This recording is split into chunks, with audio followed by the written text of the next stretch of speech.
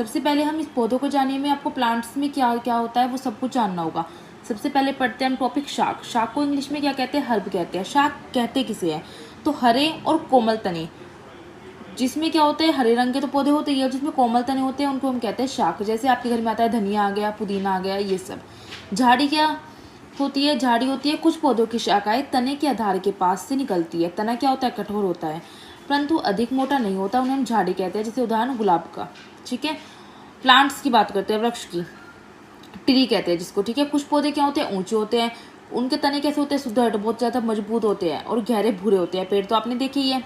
शाखाएं जो भूमि से अधिक ऊंचाई पर तने के ऊपरी भाग से निकलते हैं उन्हें हम क्या कहते हैं? पेड़ कहते हैं, वृक्ष कहते हैं। मतलब जैसे आम को हो गया, पीपल को हो गया। ठीक है, ये थोड़ा बहुत डेफिनेशन है, पता तो आपको होता ही है।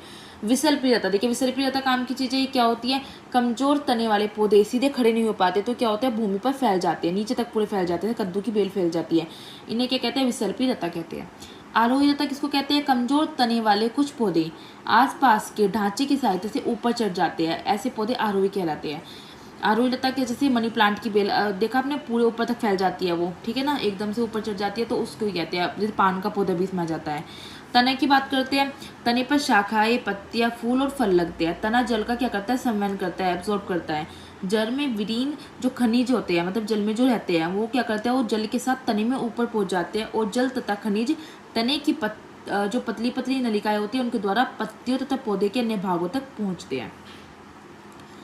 मतलब तना क्या करता है? वाटर का एब्जॉर्ब कर रहा है। वाटर में क्या है? जो खनिज मिनरल्स है सारे वो भी एब्जॉर्ब हो जाते हैं। ठीक है, तो पौधों के भाग तक पहुंचते हैं। अब आ जाते हैं पत्ती, लीव्स किसे कहते हैं? तो पत्ते का वह भाग जिसके द्वारा वह तने से जुड़ी होती है वो कहलाते हैं पर्णवंत। मैंने यहाँ पे एक डायग्राम बना दिया है पत्ती का। ये क्या है? ये इसका जहाँ से पत्ती जुड़ रही है ये क्या है? ये पर्णवंत है। और ये बीच का ये वाली लाइन क्या है? ये मध्य राशि होती है और ये पूरा इसका फलक होता है। तो पत्ती का वह भाग जिसके द्वारा वह तने से जुड़ी है वो क्या है? पर्णवंत है। पत्ती के चपटे हरे भाग को क्या कहते हैं? फलक कहते हैं। अब पत्तियों के कार्य की बात कर ले तो पत्तियां क्या कार्य करती है? वाष्पोत्सर्जन का कार्य करती है और प्रकाश संश्लेषण, मतलब फोटोसिंथेसिस। फोटोसिंथेसिस को पता ही है, प्लांट्स फोटोसिंथेसिस करते हैं, अपना फूड प्रिपेयर करते हैं। और वाष्पोत्सर्जन में क्या होता है कि पत्तियों में पाए जाने वाले जो स्टोमेटा होते हैं, रंध्र होते हैं, उनसे जल वाष्प के रूप में मिलना। मतलब जो स्टोमेटा होते हैं पत्तियों में, वहां से क्या होता है? वाटर निकलता है। फोटोसिंथेसिस क्या होता है? In the presence of sunlight carbon dioxide और वाटर जो है ये इसमें बनता है। और क्या होता है? इसकी सहायता से भोजन बनता है, ये सब मिलते हैं और इनकी सहायता से क्या बनता है? फूड बनता है। जैसे फूड कहेंगे ग्लूकोज है, C6H12O6 होता है। ये रिएक्शन मैंने देखी यहाँ पे दिखा रखी है कि कार्बन डाइऑक्साइड और प्लस वाटर मिलता है in the presence of sunlight. और पर्णहरित बहुत जरूरी होता है, क्लोरोफिल। तो हमारे क्या बनता है? ग्लूकोज और plus carbon dioxide gas, sorry ये क्या कहते हैं? ऑक्सीजन। शिरा विन्यास किसे कहते हैं? पत्तियों पर शिराओं द्वारा बनाए गए जो डिजाइन होते हैं, एक जाल सा होता है, उसको कहते हैं शिरा विन्यास। जो दो प्रकार के होते हैं, एक तो जाली कवच होता है, एक समांतर होता है। जाली कवच में क्या होता है? जाल जैसा, और समांतर में क्या होता है? शिराई इसके समांतर, जिससे घास हो जाती है। ठीक है, नेक्स्ट टॉपिक क्या आता है? जड़ आ जाता है। जड़ में क्या होता है? पौधों को मिट्टी में मजबूती से बनाए रखती है और भूमि से जल का अवशोषण करती है। जल में जो विलीन खनिज लवण होता है वो भी जल के साथ अवशोषित करते हैं। कौन? जड़। अब जड़ दो प्रकार की होती है, एक तो मूसला जड़ और एक होती है रेशेदार जड़। मूसला जड़ देखिए मैंने डायग्राम भी बनाया है। एक मोटी ये मुख्य जड़ होती है और कई आपस में छोटी छोटी पार्श्व जड़ें होती है। रेशेदार जड़ों में ऐसी कोई मुख्य जड़ नहीं होती। ठीक है, सारी एक समान दिखती है, उसको झाकड़ा जड़ भी कहते हैं। जड़ों के प्रकार और पत्तियों के शिराविन्यास में संबंध देखते हैं। पौधों की पत्ती में जाली कवच शिराविन्यास अगर है तो वो मूसला जड़ होगी, अगर समांतर है तो रेशेदार जड़ होती है। पुष्प के भाग की हम बात कर लेते हैं। पुष्प के भाग में आ जाता है बाह्य दल आ जाता है, जिसको सेपल कहते हैं। दर आता है पेटल, पुकेन से स्टेमन आता है, स्त्री के से आता है पिस्टल। ठीक है, बाह्य दल की बात करते हैं तो पुष्प का जो भारी चक्र होता है, भार का होता है, जो हरा और पत्तीनुमा होता है। ठीक है, जैसे कली खिलती है ना जब, तो उसको कहते हैं। पुष्प को कलिका अवस्था में सुरक्षित रखने का कार्य कौन करता है? बाह्य दल कहता है। कि जैसे एक फूल जब कली होती है तो उसको चारों तरफ से जो ढकी रहती है हरे रंग की पत्तियां, वो होता है पुष्प का भारी चक्र, उसको हम बाह्य दल कहते हैं, सेपल। दल किसे कहते हैं? वर्णक की उपस्थिति के कारण, मतलब वर्णक मतलब पिगमेंट्स होते हैं जो, तो क्या होता है? फूल चमकदार दिखता है, रंगीन दिखता है और सभी सजीवों को क्या करता है? अपने ओर आकर्षित करता है कि हम फूल तोड़ लेते हैं, तो वो होता है पेटल, दल। ठीक है, जिसमें चमक होती है। पुकेंसे किसे कहते हैं? ये दल के अंदर होते हैं, संख्या इनकी 4 से 6 होती है।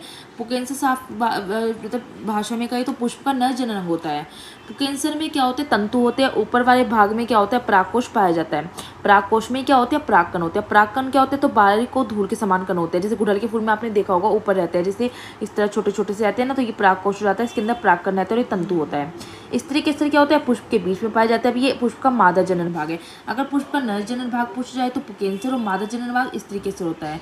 अब स्त्री केसर के 3 भाग होते हैं, वृत्तिकारक होता है, वृत्तिका और अंडाशय। वृत्तिकारक पुंकेसर की परागकण को ग्रहण करता है और ये परागकण वृत्तिका से होते हुए अंडाशय तक जाते हैं। देखिए मैंने बनाया हुआ है, ये आपका वृत्तिकारक है, ये वृत्तिका और ये अंडाशय है। पूर्ण पुष्प किसी को कहते हैं कि ऐसा पुष्प जिसमें चारों चक्र पाए जाते हैं। चारों चक्र कौन से, जिसमें बाह्यदल भी हो, दल भी हो, पुंकेसर भी हो, स्त्री केसर भी हो, तो वो कहते हैं हम पूरा पुष्प। जैसे ऐसा कौन सा पुष्प, तो सरसों का है, ठीक है। अपूर्ण पुष्प जिसमें किसी भी एक की कमी हो तो होता है अपूर्ण, मतलब कि इनकम्प्लीट है, जैसे शहतूत का, याद रखना। द्विलिंगी पुष्प आता है, तो पुंकेसर, स्त्री केसर जिसमें दोनों होते हैं, दोनों जनन अंग होते हैं, उसको कहते हैं हम द्विलिंगी पुष्प। और ये एग्जाम्पल है सरसों। सरसों में चारों वैसे भी पाए जाते हैं। एक लिंगी पुष्प जिसमें या तो स्त्री केसर होगा या पुंकेसर होगा, जैसे खीरा, ठीक है। तो ये चैप्टर हो जाता है आपका कंप्लीट। मैं स्टार्टिंग से दिखा रही हूँ, आपको क्या करना है, अच्छे से समझना है और नोट्स को अच्छे से प्रिपेयर कर लेना है। नेक्स्ट वीडियो में हम नेक्स्ट चैप्टर पढ़ेंगे, ठीक है। काफ़ी इंपॉर्टेंट चैप्टर है नेक्स्ट भी और ये वाला भी। इसमें भी छोटी छोटी चीज़ पूछी जाती है, जैसे पूछा जाता है गुलाब क्या है, गुलाब झाड़ी है, शाख है, वृक्ष है, सर भी जाता है, क्या है, इस तरह से क्वेश्चन पूछे जाते हैं। तो आपको वीडियो को पॉज करना है और अपने नोट्स बनाते चलना है, ठीक है। नोट्स अच्छे लगेगा तो आपको शेयर और कमेंट्स करके मुझे ज़रूरी बताना है। और प्रकाश संश्लेषण की जो आपको ये वाली रिएक्शन है, ये रिएक्शन तो आपको ज़रूरी है अच्छे से लर्न कर लेनी है, क्योंकि ये पूछी जाती है ज़रूर, ठीक है।